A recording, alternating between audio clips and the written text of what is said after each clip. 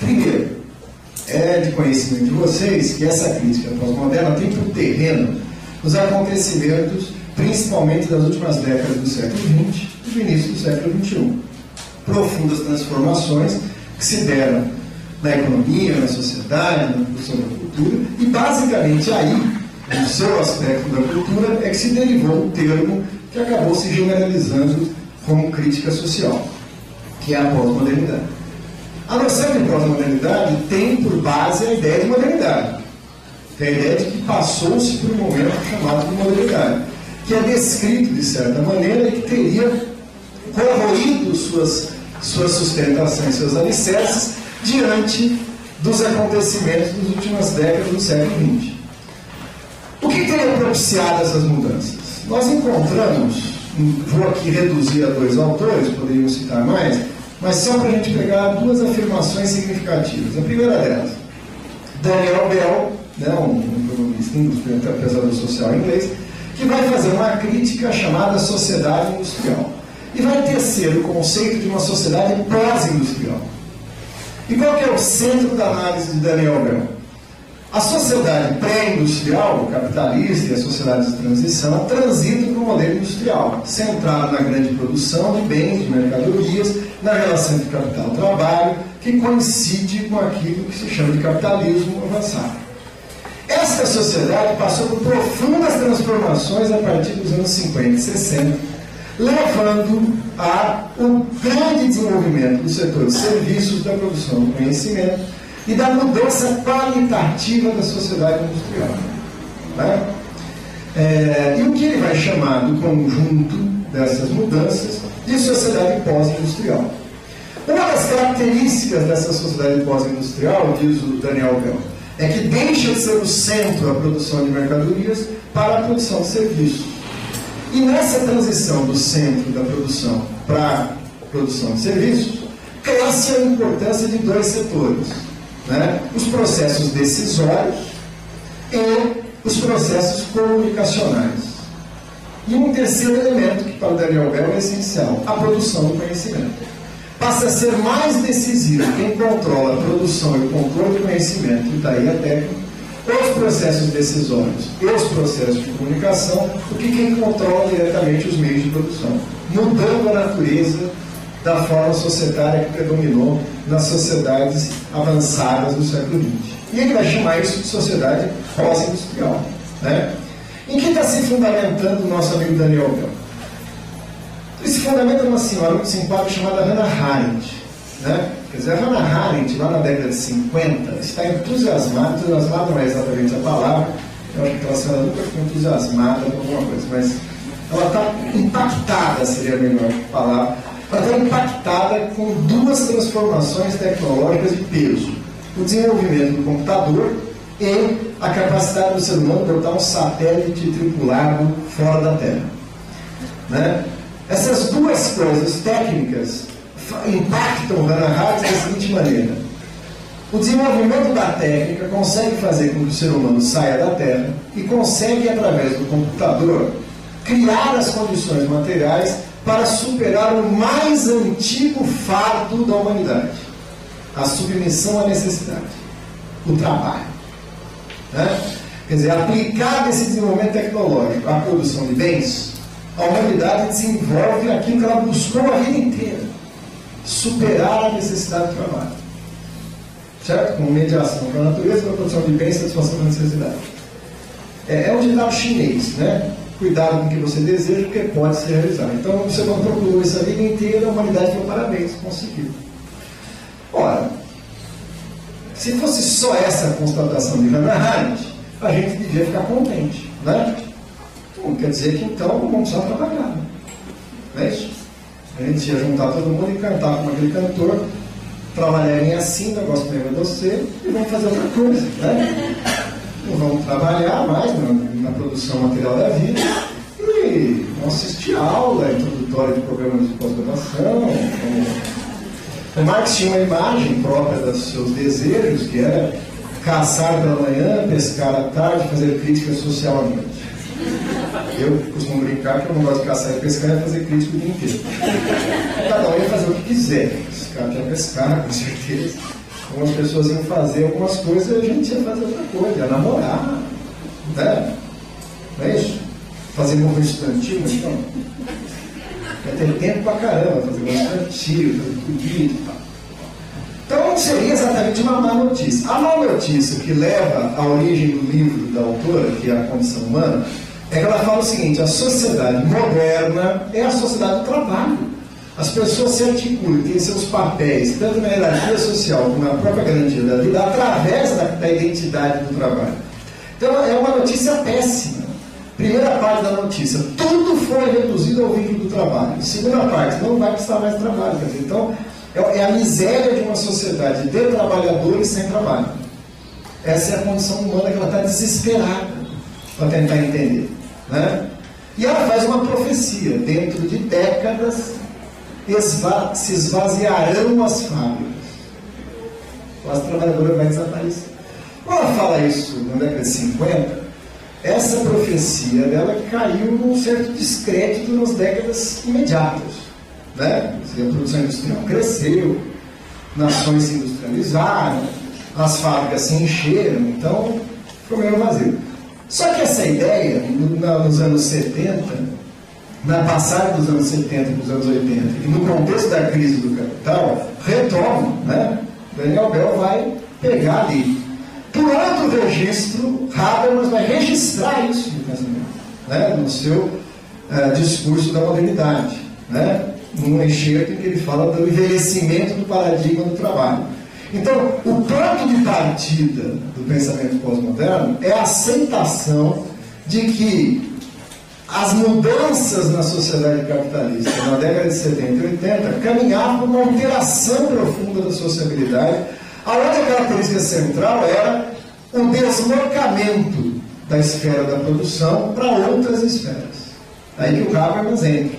A tese do Habermas é essa, né? A esfera da produção se torna secundária em relação das esferas do agir comunicativo, das esferas normativas, das esferas da decisão, da esfera do direito. Não é outra coisa a não ser isso que está falando o Bell. E ele tira conclusões, inclusive, para a questão da cultura sobre isso, né? Numa mescla de vamos dizer assim, pessimismo e constatação, né? O segundo que vai aparecer e será essencial para dar as características a essa forma de pensar é o Jean-François Lyotard, né? Quer dizer, o que Lyotard apresenta de diferente em relação ao Daniel Bell? Ele parte das constatações do Daniel Bell. Ambos, tanto Daniel Bell como ele, vão partir do termo pós-industrial, mas vão estar refletindo, no caso do Lyotard mais diretamente, a expressão disso na cultura, né? Até que ponto pode-se falar ainda na arte e no modernismo, ou até que ponto o modernismo foi superado por algo além dele. O que é isso que vem além dele? É algo que vem depois. Algo que vem depois é pós, então é o pós-modernismo, né? Mas sim ainda uma preocupação conceitual, dizer o que é isso e tal. Mas na cabeça do Lyotard, isso se apresenta como uma consequência enorme na questão do pensamento da cultura. Por quê? Porque os paradigmas próprios da modernidade estão em crise, né? A sociedade não se expressou tal como esses paradigmas esperavam ter captado. A sociedade não mais será aquela sociedade industrial, homogeneizada, articulada, em sistemas, etc. Então o Lyotard acredita que tem duas escolas de pensamento que tentaram explicar o mundo por essa base e não conseguem. Uma que é a teoria dos sistemas, ele vai se recorrer diretamente ao Parsons, né? E vai derivar daí desde Comte até McLuhan, e a outra é o marxismo. As duas basearam-se nisso e falharam em compreender a realidade, né? Porque haviam como sistemas fechados, ordenados, que caminhavam no sentido, seja para a sua autoaperfeiçoamento e melhoria, seja pela contradição que levaria à necessidade de superação, ambos erraram. Boaventura de Sousa Santos, no seu Pela Mão de Alice, chega a ser mais peremptório. Ele chega o seguinte: de todas as teorias explicativas da sociedade, e ele está se referindo basicamente a Durkheim, Marx e Weber, Marx seria aquele que errou de forma mais espetacularmente. Né? Nenhum desses paradigmas dá conta do que está colocado. Ora, mas o que é que está colocado que está deixando o ser humano tão perplexo, tão indeciso diante de se há um paradigma para explicar e compreender a realidade e transcrevê-la através de conceitos, categorias, de produção de conhecimento, que dessem instrumentos, por sua vez, de intervir na realidade. Né? A sociedade parece ser sem sentido, porque ela, na verdade, não tem sentido. Não é? E o erro desses paradigmas é tentar captar isso numa estrutura lógica de sentido, numa intencionalidade. Segundo, o que acontece nessas transformações chamadas pós-modernas é que elas materializam algo mais próximo do real, que é essa fragmentação. Né? A quebra da centralidade da produção, da fábrica, fordista e tal, leva a uma pulverização da sociedade, interesses aislados, uma atomização, nas palavras de Lyotard. Né? Isso faz com que a percepção dos seres humanos sobre o mundo fique também essa pulverizada. Fica um jogo de linguagens. Né? O termo que o Lyotard usa é o seguinte: é um paradigma das partículas da linguagem. Cada um dos fragmentos que foi pulverizado pelo social tem um jogo de linguagem que é compreendido porque é compartilhado pelos que participam do jogo, mas que não se refere aos outros que participam de outro jogo e, portanto, tem outra linguagem. E a dificuldade de interação disso em sistemas, categorias totalizantes, é a não compreensão desses jogos, essas particularidades, essa fragmentação de particularidades. O que caberia, então, à ciência, diz o Lyotard? Ao invés de buscar conceitos e categorias totalizantes, explicar esses jogos. Tudo bem? Compreender esses parâmetros. Para ele, a ciência, por exemplo, tinha que se contentar em ser um campo desse jogo, onde se produz o conhecimento científico, e não ficar tentando isso, fechar. E explicar outros campos. Deu para entender? Mais do que isso, o que seria a cultura e o pensamento moderno? Uma narrativa da história independente da história, portanto, uma metanarrativa. As metas narrativas, as grandes narrativas da história, seja pela pretensão capitalista de uma sociedade liberal, de mercado desenvolvido, seja na pretensão marxista de uma sociedade em transição, socialismo, etc., são metas narrativas que não correspondem ao movimento do real. E o que é o movimento do real? Ele não caminha para sentido nenhum.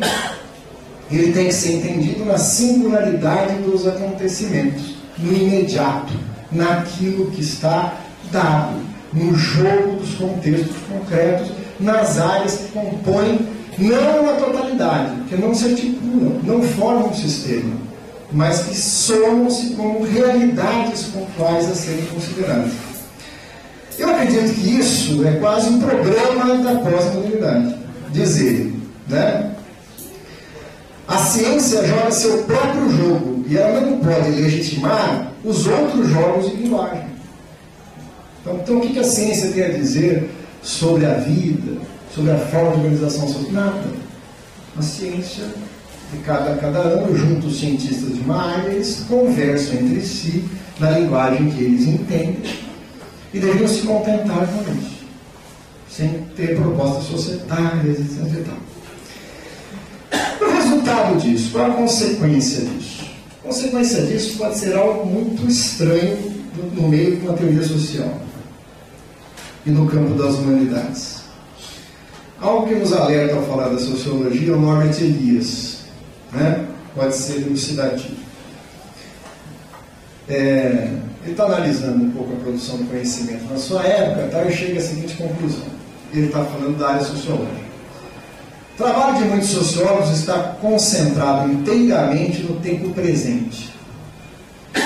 A esse respeito, sua visão se assemelha no conjunto da sociedade em que vivemos hoje. Sua compreensão do fato de que o que denominamos tempo presente tem caráter pontual, não passando de um momento de um processo em marcha que parece ter declinado. O fato de a condição social representar um instante num processo contínuo que não conhecemos, vindo do passado e se movendo ao longo do presente em direção ao futuro ainda desconhecido, parece hoje em dia dissipar-se. Isto é, tanto mais surpreendente na medida em que o ritmo das mudanças em muitas áreas de nossa vida social tem aumentado apreciavelmente. Para pessoas envolvidas nas ocorrências do momento, isso bem pode ser esquecido. Né? Quem estiver bastante envolvido com as ocorrências do momento, esse movimento real pode ser esquecido. No entanto, entretanto, os fatos com que os sociólogos e outros cientistas sociais se preocupam dificilmente poderão ser entendidos e certamente não serão explicados se a diferença experimentada entre o presente e o passado não for nela projetada.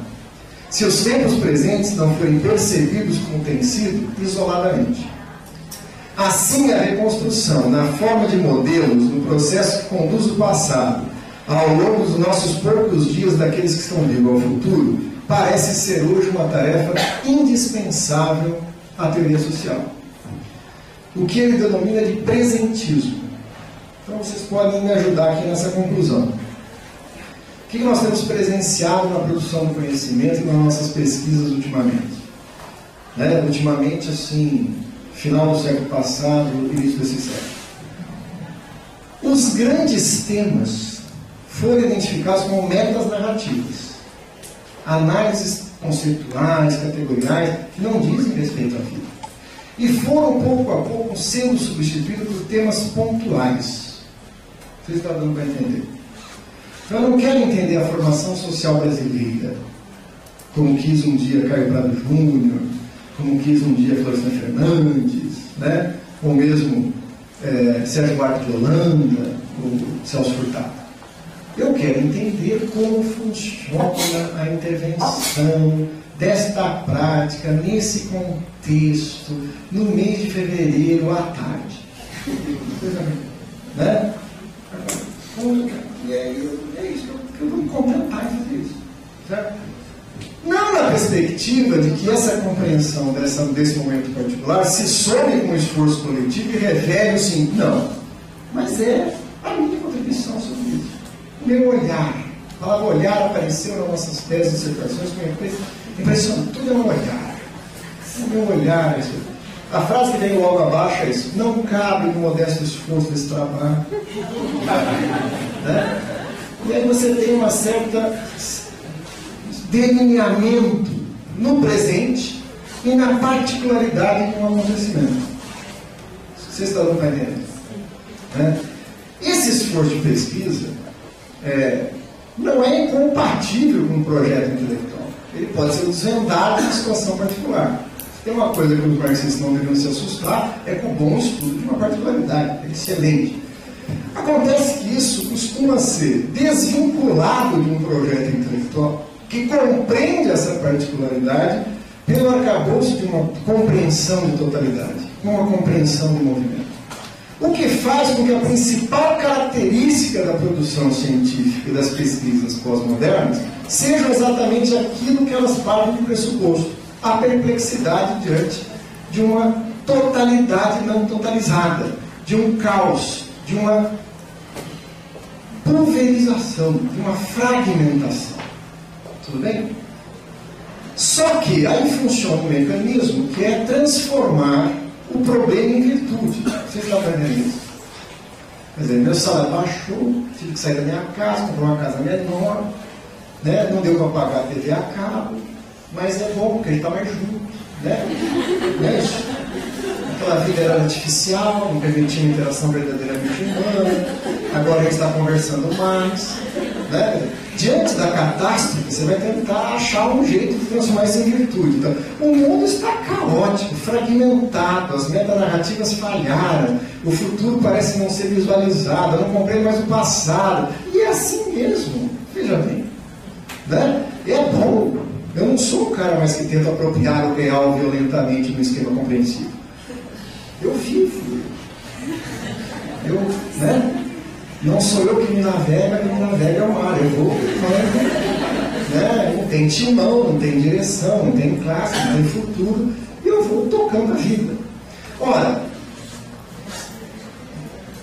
como tudo tem que ser encerrado na vida, aquilo que parece ser deslocado dessa discussão, que apareceu no começo e que agora tem que voltar, ao fazer a crítica arrasadora ao projeto de modernidade, tem duas vítimas a serem consideradas aí. A primeira dela é o princípio da totalidade. Ou seja, a grande diferença da perspectiva marxiana de conhecimento da perspectiva pós-moderna é que a perspectiva pós-moderna abole a totalidade. Ela não é um caminho para chegar na totalidade, ela é a constatação que não existe totalidade fora da particularidade não estruturada em sistema de totalidade. Então essa é a diferença essencial. Isso resolve um problema metodológico enorme, né? Isso deriva um fato preocupante, paradoxal, mas muito interessante. A radicalidade com que a pós-modernidade destruiu os paradigmas da modernidade esconde uma identidade.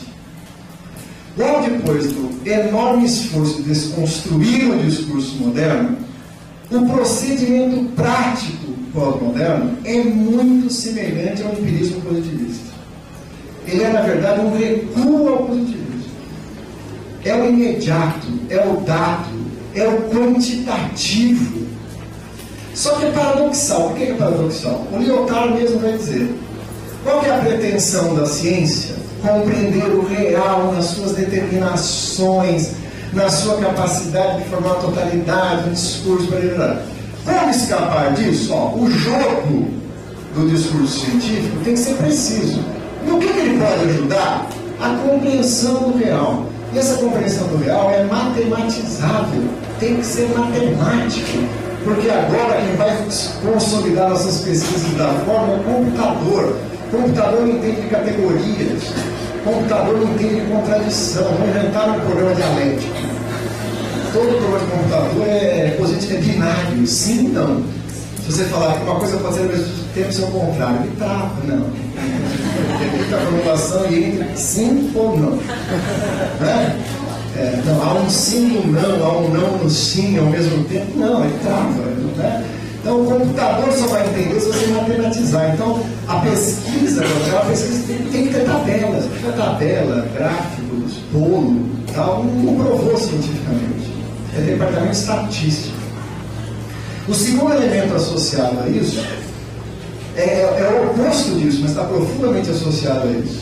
Ou é isso, ou é a imaginação.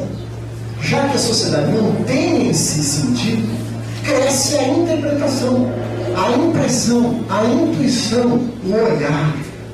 O meu olhar não tem pretensão de dizer que esse fenômeno é isso, é o meu olhar. Ótimo, é o seu olhar. Experiências pessoais, subjetivas, não generalizáveis, não comprovadas. Então, o pós-modernismo oscila incrivelmente entre o mais profundo subjetivismo e o mais profundo objetivismo positivista. Interessantes são as duas coisas que eu queria negar à tradição moderna e reapresenta de uma forma disfarçada. O último cadáver dessa crise é mais sério, é o da emancipação. Por quê? Porque a crítica marxista ao projeto de emancipação política é a afirmação que os limites da emancipação política são os limites do ordenamento social burguês. A compreensão da totalidade permite Marx entender as diferentes manifestações no direito, na arte, na filosofia, na economia, dos limites de uma forma de apropriação privada da riqueza socialmente produzida, da forma da mercadoria, que inevitavelmente se associa a uma forma social dividida em classe e a sua expressão política no Estado. Diante disso, Marx pode formular um projeto de uma emancipação humana em que o humano, através da sua própria sociabilidade, não através das mediações que o projetam para fora em coisas contra ele, seja no pensamento, seja nas classes, seja no Estado, seja na mercadoria, possa produzir uma emancipação propriamente humana. Ora, se eu na teoria do conhecimento e na própria concepção de pensamento vou abolir a noção de totalidade, a compreensão do real na sua fragmentariedade sem sentido, no seu presentismo, condena a forma atual à sua perpetuidade. a impossibilidade de mudá-la. E mais, como objetivo. Né? Quer dizer, toda tentativa de mudar leva ao totalitarismo. É necessário a aceitação, aí vem as palavras próprias dessa ordem, da pluralidade, da diversidade e da fragmentação, elevadas à virtude. Não a aceitação da diferença, no sentido da aceitação das particularidades, mas da eternização das diferenças. Não é? Nós estamos aqui num país que está querendo combater a pobreza. Não é? Estamos aqui combatendo a pobreza. Agora, por quê? Porque os pobres também têm que ter lugar nessa sociedade. Isso é estranho. Não é estranho? Não é mais uma sociedade onde não tenha pobres, porque a associação livre dos produtores acumula a riqueza socialmente produzida. É que a riqueza vai ser acumulada privadamente mesmo, pobre sempre vai ter, então tem que ter política para pobre. E os pobres têm que ser incluídos. Como? Via consumo, rendinha, consumo e tal, e vira classe média. Então, essa forma de pensar o mundo eterniza o presente. Vocês estão entendendo? Aquilo que aparece como presentismo na teoria do conhecimento e na pesquisa pós-moderna é, na verdade, o quê? A eternização dessa forma que quer ser apresentada como insuperável. Não é? Portanto, os dilemas da produção do conhecimento, da pesquisa, nos nossos tempos, são, por incrível que pareça, dilemas de uma velha situação. Talvez o verniz ideológico mais perverso dessa forma atual estabelecida é apresentá-la como nova. Veja, nós estamos numa nova forma de um velho problema. Sem compreender as raízes desse velho problema, não entenderemos a nova forma. Certo? Isso corre o risco de aceitá-la como inevitável, perpetuando, eternizando-a. Né? Nós estamos numa época onde se expressa com toda clareza os limites da emancipação política. Portanto, estamos em época de pensar em emancipação humana. Estamos numa época em que a categoria da totalidade está sendo atacada e aonde a totalidade está mais do que nunca presente. Estamos muito próximos daquilo que Marx, na ideologia alemã, chamou de um modo de produção universal, de uma história universal, de uma cultura universal, de um ser humano universal. E é o momento onde se radicalizam os particularismos, né? As identidades, as especificidades. Esse movimento não deixa de ter elementos positivos, mas ele acaba tendo um saldo profundamente negativo. Interessantemente, é isso que nós temos que ter cuidado, ele não se apresenta como reacionário. Na luta contra o marxismo, o pensamento conservador tinha que se afirmar como conservador. Bem-vindos à época da ideologia cínica. O pensamento conservador se afirma como progressista. E o pensamento marxista é afirmado como retrógrado. Há uma inversão ideológica aí. Certo? Tudo bem? O Brecht tem um poema que diz o seguinte: estava eu numa montanha quando vi vindo em direção a mim um grande cortejo. E nesse grande cortejo vinham pessoas que gritavam: viva o novo, saúdem o novo, sejam novos como nós. Mas era o velho que marchava travestido de novo. E o velho que marchava travestido de novo trazia preso o novo, mas o apresentava como velho fosse. E continuava gritando: sejam novos como nós, saúdem o novo, vejam o novo. E assim passou a pedra rolando com a mais nova inversão. Gorilas batendo no peito como se fossem os sons da mais nova sinfonia. O fogo anunciado com a mais recente descoberta. O velho apresentava-se como fosse novo. O novo, mesmo preso e coberto de velharias, mostrava o vigor de novo que era, mas era escondido e abafado pelos gritos: viva o novo, sejam novos como nós. Esses gritos ainda se ouviriam se não fosse o troar dos canhões que anunciavam a velha guerra novamente. Bem.